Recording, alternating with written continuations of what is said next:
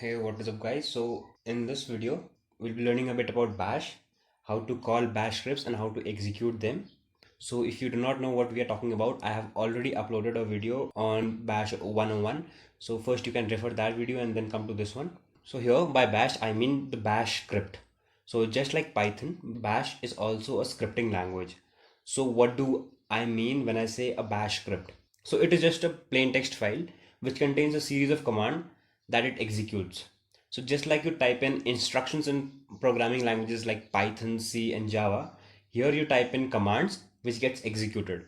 So for example, let's make a simple bash script. Nano bash1.sh. So you can distinguish a bash script by the extension of .sh, and let's type in who am I. Let's control O, control X. Now let's call it. To call it, there are a couple of ways. So first we'll be using the simple one. Let's first use bash, the name of the interpreter, and bash1.sh. And as you can see, it executes the command who am I. So cat bash1.sh is the command was who am I. So why learn bash? So if you are here in this video, then you know the importance of bash, and so you're watching it and you want to learn it. But for those of you, this could be one of the reasons that depending upon the workload and tasks, it can prove to be much more efficient, help you automate the tasks, and save you a lot of time.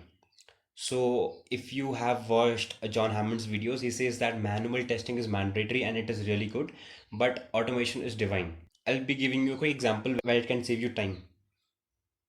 So you might have seen this command apt get update. So depending upon your update history, it can take a couple of seconds to couple of minutes to get you updates. And after this, you have to type in upgrade. But what if I type both of these commands in a simple bash file?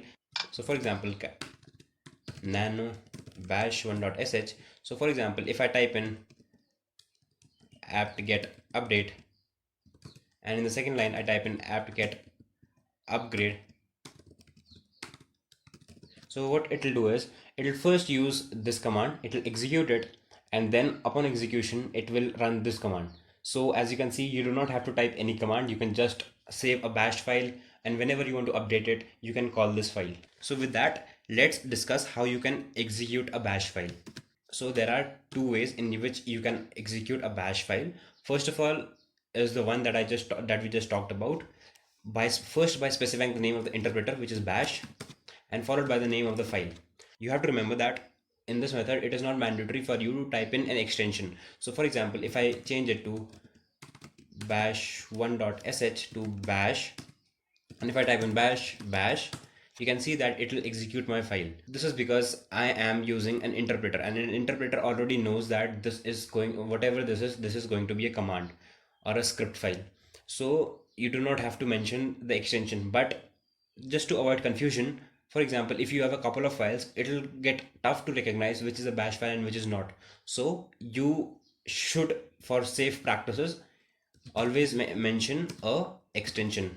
So those bash file and bash scripts end in .sh extension. The second way is by using a shebang line. So you might have used it, or you might have seen others using it. The shebang line is basically a hash, an exclamation, and the path. And by path I mean the absolute path. So there are two paths, the first is absolute, the second is relative, and here we'll be taking absolute paths. Absolute means the complete path to the binary. So bash is just nothing but a binary file. We'll have to first locate bash. So locate bash.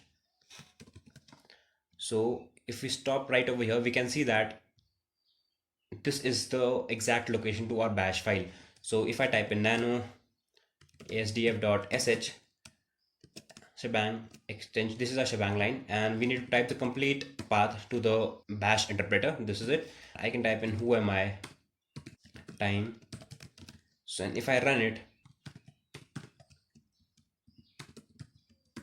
you can see that I get a permission denied. So why did we get it? So ls tag alps, if I type in asdf.sh, we can see that we only have read write permissions, but this is supposed to be an executable file. So let's change its permissions, and now let's run it. and as you can see, it gets executed.